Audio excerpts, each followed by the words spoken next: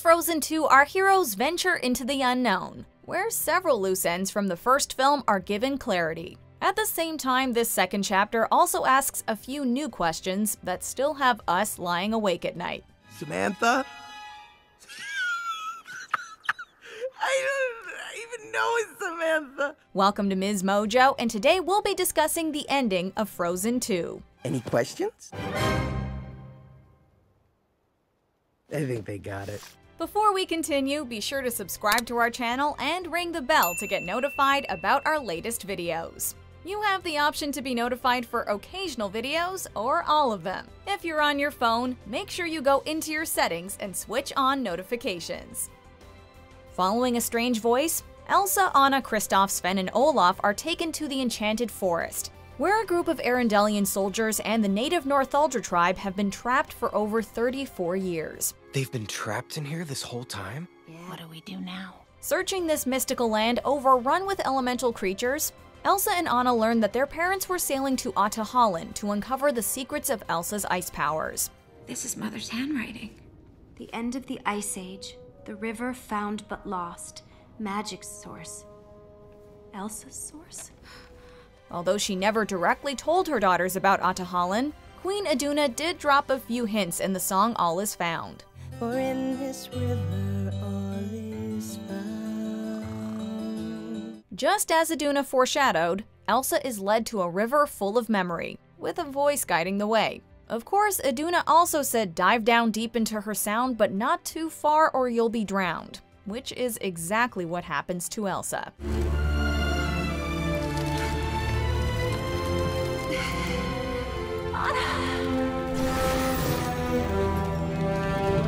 With Elsa frozen in Ahtohallan, Anna concludes that the dam Arendelle supposedly gifted to the Northuldra was actually part of a ruse to betray them.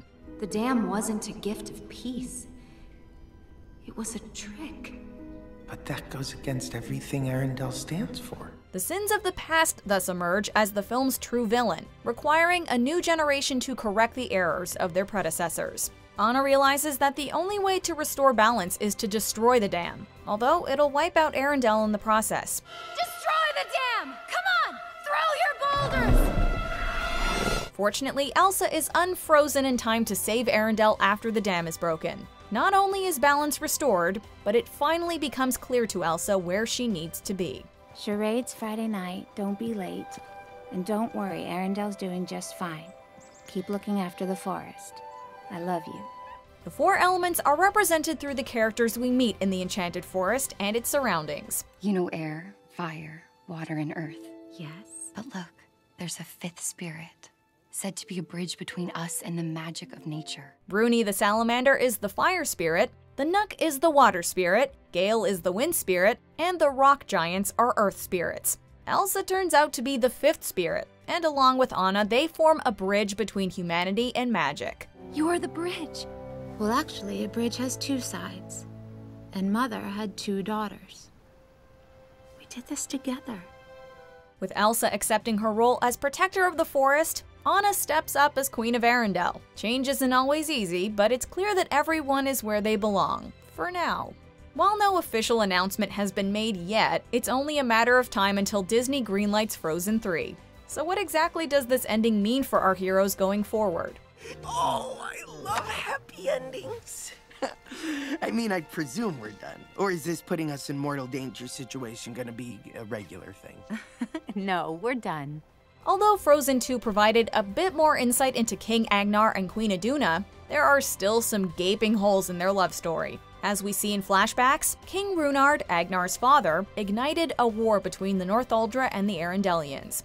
The Northuldra follow magic, which means we can never trust them. Iduna, a Northuldran, saved Agnar's life during this conflict, and together they escaped the forest before it's closed off. Mother saved Father's life that day. For this act of bravery, nature grants Iduna's firstborn daughter with the gift of ice magic. Yelena asked, why would the spirits reward Arendelle with a magical queen? Because our mother saved our father. She saved her enemy. Her good deed was rewarded with you. Aside from a brief flashback where a young Iduna finds Agnar reading a book though, we don't know much about their courtship. I love you. I need to tell you about my past and where I'm from. I'm listening. Agnar tells Anna and Elsa that he doesn't know who saved him that day. Whoever saved you, I love them. I wish I knew who it was. This implies that Iduna hid her heritage from Agnar, leaving the Enchanted Forest in the past so she could start a new life in Arendelle. Did Agnar ever figure out that his wife was Northuldrin, or that she was the one who saved him? Did Iduna ever consider returning to the Enchanted Forest to free her people? Do you think the forest will wake again? Only Atta Holland knows. Atta who what? For that matter, what exactly happened between the Northuldra and Arendellians during those 34 years? Agnar recalls seeing his father falling to his death, but could Runard have survived somehow? Perhaps Elsa will fill in the blanks as she further explores the Enchanted Forest, Atta Holland, and what lies beyond. Speaking of parents, we still don't know why Kristoff and Sven were on their own before meeting the Rock Trolls. Cuties, I'm gonna keep you. Frozen 2 may have dropped some clues about Kristoff's backstory, however. Maybe Kristoff's parents were part of the Northuldra, but fled from the Enchanted Forest shortly before the mist blocked it off from the rest of the world. Free the forest. Wow. I'm sorry, it's just, some of us were born in here. We've never even seen a clear sky. I get it. Somewhere down the line, they had Kristoff, but never told him about their heritage due to the bad blood between Arendelle and the Northuldra. Considering that the forest has a large reindeer population, this would explain why Kristoff possesses such a strong connection to Sven. By the way, Kristoff proposes to Anna at the end of Frozen 2, but we never see their wedding. I love you with all I am. Will you marry me? Yes! Frozen 3 may kick things off with the couple tying the knot, but would that make Kristoff the king of Arendelle?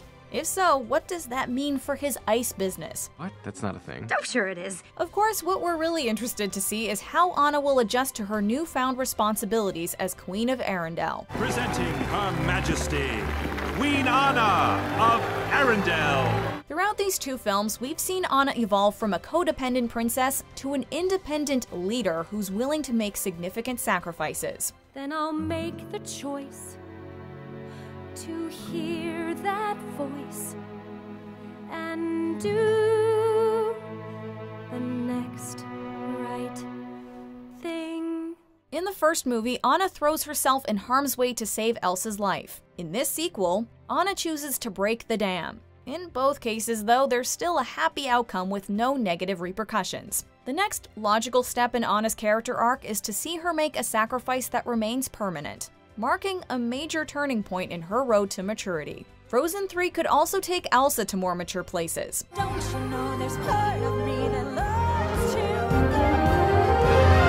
into the unknown. In the first film, Elsa learns to let others in after years of shutting her sister out. Love will thaw. Love. Of course. Elsa? In the sequel, she has to relearn that a bit, but goes on a journey to accept herself too, finding that her magic was never a curse, but rather a gift.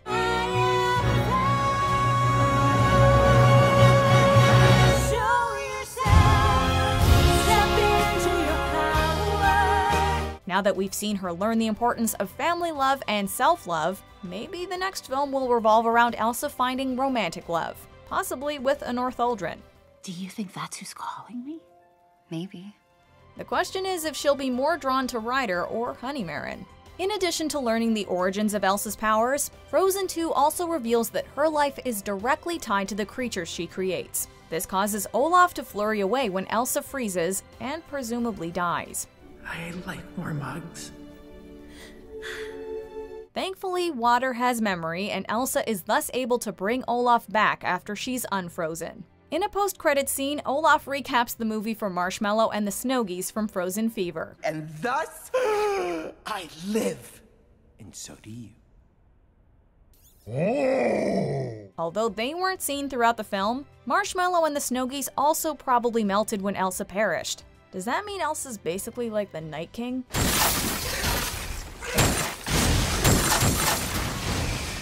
If there's one downside to the end of Frozen 2, it's that it seemingly debunks the fan theory that Anna and Elsa's parents were on their way to Rapunzel and Eugene's wedding when they got lost at sea. It's also safe to say that they didn't make it to a nearby island where Iduna gave birth to Tarzan. Their ship clearly isn't at the bottom of the ocean waiting to be found by Ariel either.